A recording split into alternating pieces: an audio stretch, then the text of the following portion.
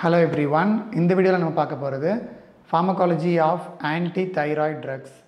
இது கொஞ்சம் நாளாகவே ரீசெண்டாக நிறைய பேர் கேட்டிருந்தீங்க. தைராய்டு ட்ரக்ஸ் டாபிக் மட்டும் யூடியூப்பில் இல்லை அப்படின்னு சொல்லி கேட்டிருந்தீங்க. ஸோ அதை பற்றி அட்லீஸ்ட் ஒரு சின்ன வீடியோவாவது போட்டுடலான்னு தான் இந்த வீடியோ ஸ்டார்ட் பண்ணுறேன். அண்ட் இதில் நீங்கள் கேட்டிருந்தவங்க பார்த்திங்கன்னா thyroid drugs and anti thyroid ட்ரக்ஸ்ன்னு ரெண்டு டாப்பிக்குமே சேர்த்து கேட்டிருந்தீங்க. ஆனால் தைராய்டு ட்ரக்ஸுங்கிறதுல நம்ம அதில் ட்ரக் கேட்டகரியே இருக்காது. அப்படியே இருந்தாலும் அது டைரெக்டாக ஒரு தைராய்டு ஹார்மோனோட எஃபெக்ட்ஸை பற்றி படிக்கிற மாதிரி தான் இருக்கும். ஸோ அதை நீங்கள் இந்த ஹார்மோன்ஸ் பற்றி படிக்கும்போதே அதில் என்னென்ன எஃபெக்ட்ஸ்லாம் படிக்கிறீங்களோ அதே தான் அந்த தைராய்டு ட்ரக்ஸ்லேயும் வரும். ஸோ அதை பற்றி நம்ம தனியாக கிளாஸ் எடுக்க தேவையில்லை. ஸோ இப்போ நம்ம இந்த வீடியோவில் நம்ம பார்க்க போகிறது pharmacology of anti-thyroid drugs. So first இதுக்கான இன்ட்ரொடக்ஷன் இல்லை டெஃபினேஷன் பார்த்துடலாம். ஆன்டி-தைராய்டு ட்ரக்ஸ் அப்படின்னா these are drugs used in the treatment of hyperthyroidism அப்படின்னு சொல்லுவாங்க. ஹைப்பர் தைராய்டிசம் அப்படின்னா என்னென்னா, ஹைப்பர்னால் ஹை லெவல் அதிகமாக இருக்கிறது, தைராய்டிசம் அப்படின்னா தைராய்டு ஹார்மோன்ஸோட லெவல். ஸோ தைராய்டு ஹார்மோன்ஸோட லெவல் ஹைப்பர் அதிகமாக இருக்கக்கூடிய கண்டிஷன் தான் ஹைப்பர் தைராய்டிசம்னு சொல்லுவாங்க.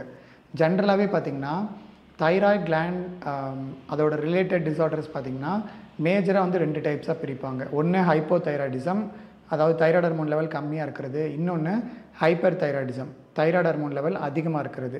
ஸோ இந்த ரெண்டு கண்டிஷனில் anti thyroid drugs hyper thyroidism அப்படிங்கிற கண்டிஷனில் தான் கொடுக்குறாங்க. ஏன்னா ஹைப்பர் தைராய்டிசமில் தைராய்டு ஹார்மோன்ஸோட லெவல் அதிகமாக இருக்குது.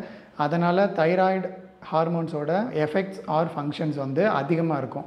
ஸோ இதனால் ஒரு சில ப்ராப்ளம்ஸ் இருக்குது. ஸோ அதெல்லாம் மேனேஜ் பண்ணுறதுக்கு தான் இந்த ஆன்டி தைராய்டு ட்ரக்ஸ் ஹெல்ப் பண்ணும். மற்றபடி இது ஹைப்போ தைராய்டிசமில் இது கொடுக்கவே கூடாது. ஏன்னா ஹைப்போ தைராய்டிசமில் பேஷண்ட்டுக்கு ஆல்ரெடி தைராய்டு லெவல் கம்மியாக இருக்குது. அதனால் ஆன்டி தைராய்டு ட்ரக்ஸுங்கிறது அதில் கொடுக்கக்கூடாது, ஒன்லி ஃபார் ஹைப்பர் தைராய்டிசம். இது ஒரு பேசிக்கான ஒரு கான்செப்ட் தான். ஸோ இது உங்களுக்கு ஈஸியாக புரியும்னு நினைக்கிறேன். ஸோ இதுதான் ஆன்டி தைராய்டு ட்ரக்ஸ். அண்ட் இது ஹைப்பர் தைராய்டிசமில் மட்டும்தான் ஹெல்ப் பண்ணுமான்னு கேட்டிங்கன்னா இல்லை. அதே மாதிரி அந்த ஹைப்பர் தைராய்டிசம்னால் ஏற்படக்கூடிய ஒரு சில பாதிப்புகள் இருக்குது. எக்ஸாம்பிளுக்கு காய்டர் அப்படின்னு சொல்லுவாங்க. அதாவது அந்த தைராய்டு கிளாண்ட் இருக்கக்கூடிய பகுதி வீக்கம் அடைஞ்சிருக்கும். அதுக்கு காரணம் பார்த்திங்கன்னா ஹைப்பர் தைராய்டிசம் தான். ஸோ அந்த மாதிரி கண்டிஷன்லேயும் இந்த ட்ரக்ஸ் கொடுக்கலாம். ஸோ காய்டரில் யூஸ் பண்ணலாம், அப்புறம் ஹைப்பர் தைராய்டிசமில் யூஸ் பண்ணலாம். இதை தவிர டாக்ஸிக் நோடுலார் காய்டர்னு சொல்லுவாங்க. ஸோ இதுவும் காய்டருக்கு கீழே வரக்கூடியது தான். அண்ட் இது இல்லாமல் தைராய்டு கார்சினோமாவில் கூட ஒரு ட்ரக் ஒரு சில ட்ரக்ஸ் யூஸ் பண்ணுவாங்க. ஸோ இது எல்லாத்த பற்றி இந்த வீடியோவில் நம்ம பார்க்கலாம். ஸோ இது இன்ட்ரொடக்ஷன். இப்போ நம்ம கிளாஸிஃபிகேஷன் பற்றி பார்க்கலாம். ஸோ கிளாஸிஃபிகேஷனில் பார்த்திங்கன்னா டோட்டலாக 4 கேட்டகரிஸ் இருக்குது. பட் அது இல்லாமல் கூட மிஸ்செலனியஸ் கேட்டகரி. ஸோ டோட்டலாக 5 கேட்டகரி இருக்குன்னு வச்சுக்கலாம். ஃபஸ்ட் கேட்டகரி பார்த்திங்கன்னா தயோயூரிலின் அப்படின்னு சொல்லுவாங்க. இல்லை இதுக்கு இன்னொரு பேர் கூட இருக்குது, தைராய்டு ஹார்மோன் சிந்தசிஸ் இன்ஹிபிட்டார்ஸ் அப்படின்னு சொல்லுவாங்க. அதாவது இப்போ தைராய்டு ஹார்மோன் லெவல் அதிகமாக இருக்கிறதுனால தான் ப்ராப்ளம்ஸ் வருது அப்படின்னா தைராய்டு ஹார்மோன் சிந்தசிஸ் ஆகிற ப்ராசஸை தடுக்கக்கூடிய ட்ரக்ஸ் தான் இந்த ஃபஸ்ட் கேட்டகரி. இதை தியோயூரிலின் அப்படின்னு கூட சொல்லுவாங்க. இதில் மேஜராக பார்த்திங்கன்னா 3 ட்ரக்ஸ் பார்க்க முடியும். First one propylthiouracil. அப்புறம் இது இல்லாமல் பார்த்திங்கன்னா கார்பிமசோல், மெத்திமசோல் அப்படிங்கிற ஒரு டோட்டலாக 3 ட்ரக்ஸ் இதில் பார்க்க முடியும். இது மூணுத்துக்குமே சேம் மெக்கானிசம் தான். இதை நான் பின்னாடி மெக்கானிசமில் சொல்கிறேன். ஸோ இதுக்கப்புறம் ரெண்டாவது கேட்டகரி பார்த்திங்கன்னா தைராய்டு ஹார்மோன் ரிலீஸ் இன்ஹிபிட்டார்ஸ். அதாவது இப்போ தைராய்டு ஹார்மோன் உருவாக்கிடுச்சுன்னா கூட அது தைராய்டு கிளாண்ட்லேருந்து ரிலீஸ் ஆகி பிளட் சர்க்குலேஷனை ரீச் பண்ணும்போது தான் நமக்கு அந்த டாக்ஸிக் எஃபெக்ட்ஸ் இல்லை அந்த காய்டர் அந்த மாதிரியான டிஸார்டர் டிசீஸ்லாம் உருவாக்குறதுக்கான வாய்ப்பு இருக்குது. ஸோ அந்த ரிலீஸை இன்ஹிபிட் பண்ணக்கூடிய ட்ரக்ஸ். இதுக்கான எக்ஸாம்பிள் பார்த்திங்கன்னா iodine.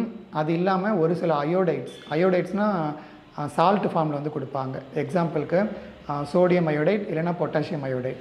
So sodium iodide, potassium iodide, அப்புறம் அயோடின். இதில் பார்த்திங்கன்னா 2 அயோடைட் பட் ஒரு அயோடின் இருக்கும். இந்த அயோடின் பார்த்திங்கன்னா பாடிக்குள்ளே போனதுக்கப்புறம் அயோடைடாக மாறி தான் உள்ளே போகும். ஸோ ஓவரால் இந்த அயோடைட்ஸ் தான் இந்த செகண்ட் கேட்டகரி ஃபில்லப் பண்ணுது. நெக்ஸ்ட்டு 3வது கேட்டகரி அயானிக் இன்ஹிபிட்டார்ஸ்னு சொல்லுவாங்க.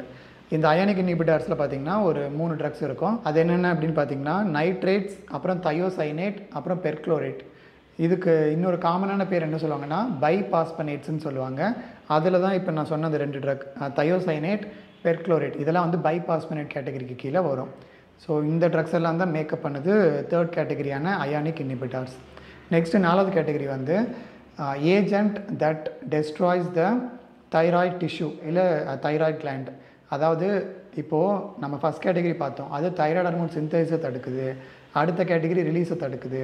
அதுக்கு அடுத்த கேட்டகரி அயானிக் இன்ஹிபிட்டார். இந்த மாதிரி ஒவ்வொன்றும் ஒவ்வொரு ப்ராசஸ் தான் தடுத்து ஆன்டி தைராய்டு ட்ரக்காக ஒர்க் பண்ணுது. ஆனால் அந்த 4வது கேட்டகரியில் இருக்கக்கூடிய ட்ரக்கு பார்த்திங்கன்னா, இது வந்து அந்த தைராய்டு கிளாண்டு, அதாவது இந்த தைராய்டு கிளாண்டில் இருக்கக்கூடிய டிஷ்யூஸை வந்து கம்ப்ளீட்டாக டெஸ்ட்ராய் பண்ணக்கூடிய எபிலிட்டி கொண்டது. இதில் இருக்கக்கூடிய ட்ரக்கு பார்த்திங்கன்னா ரேடியோ ஆக்டிவ் அயோடின், அயோடின் 131ன்னு சொல்லி அதில் இருக்கும். ஸோ இந்த ரேடியோ ஆக்டிவ் அயோடின் வந்து இந்த ஒரு பர்பஸ்க்காக யூஸ் பண்ணுறாங்க, ஆன்டி தைராய்டு ட்ரக்ஸாக ஒர்க் பண்ணுது.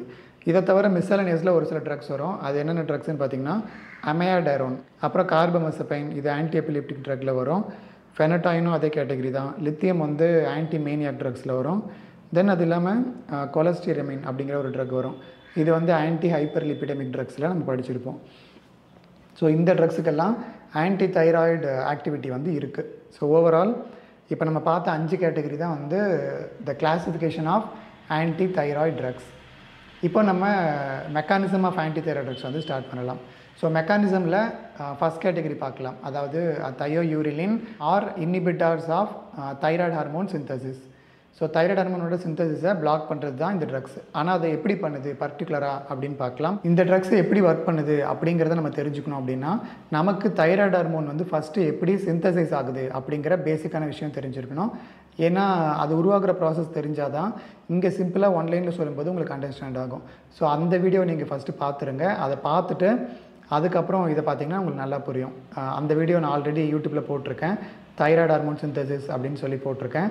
அதோட லிங்க் வேணால் டிஸ்கிரிப்ஷனில் கொடுக்குறேன், இல்லை இங்கே மேலே கார்டில் கொடுக்குறேன், அதை கிளிக் பண்ணி செக் பண்ணிக்கோங்க. அண்ட் இப்போ நம்ம வந்து I assume that you watch that video. So இப்போ நம்ம இந்த மெக்கானிசம் ஆஃப் தயோயூரிலின் பற்றி பார்ப்போம்.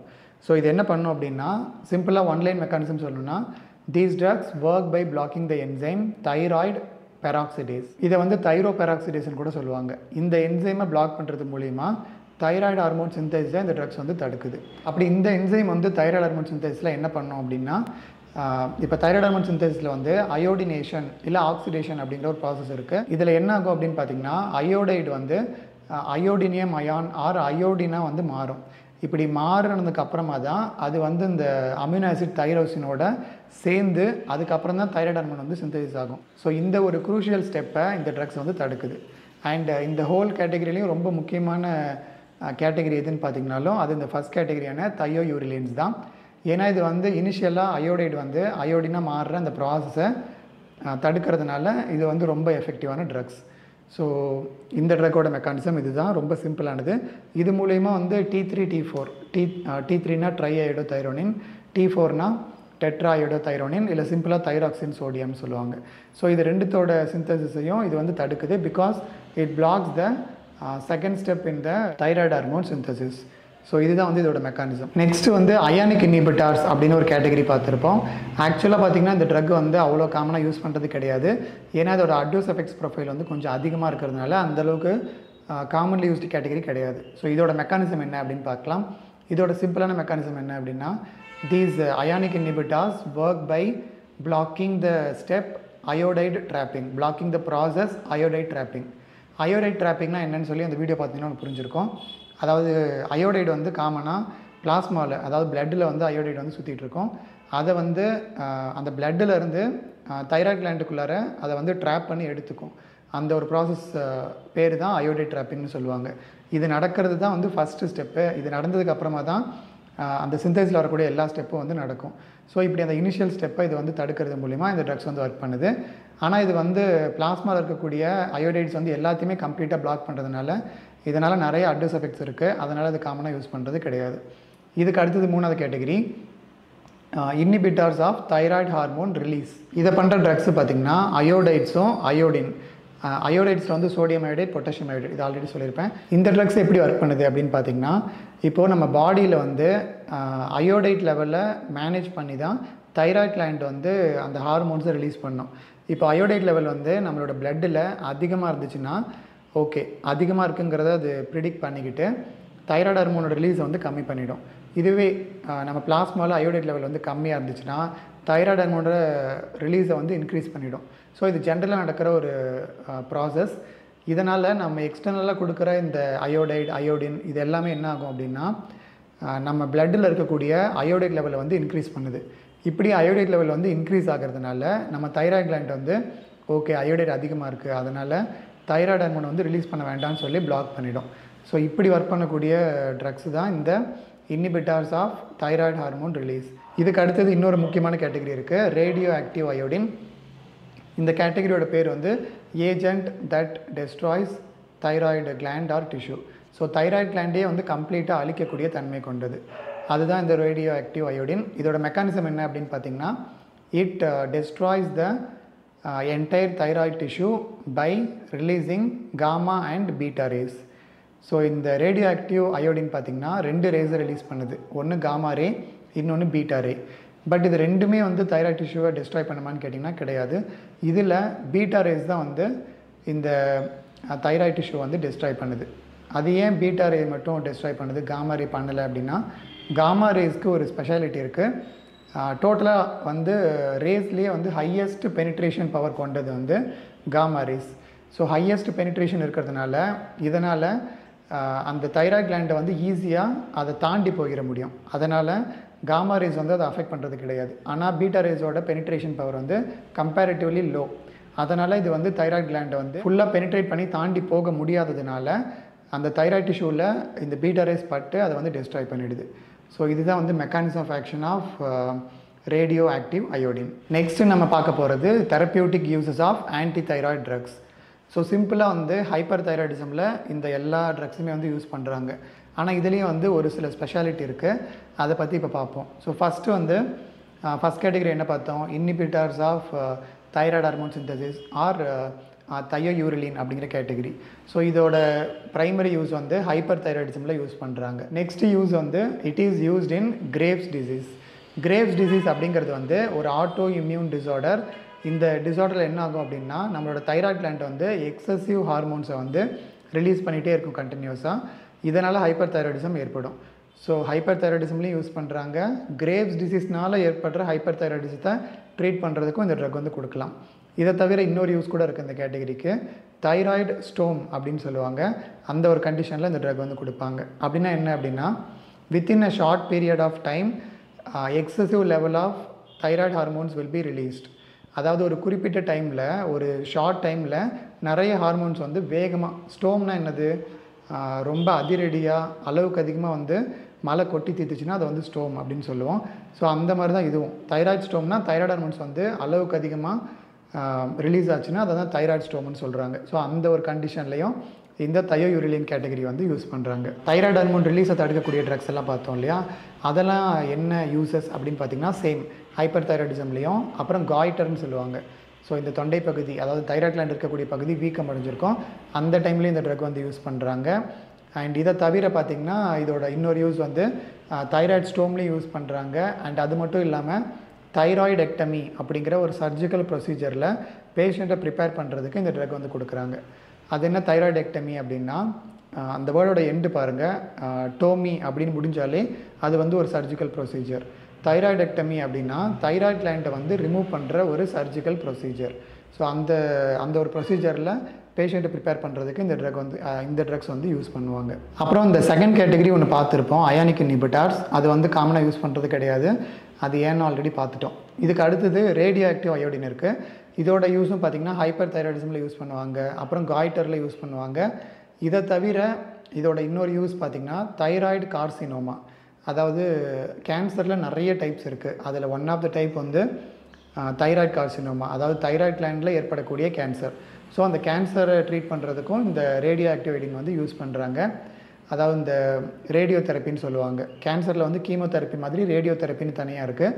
அதில் வந்து இந்த ரேடியோ ஆக்டிவ் அயோடின், அந்த அயோடின் 131 யூஸ் பண்ணுறாங்க.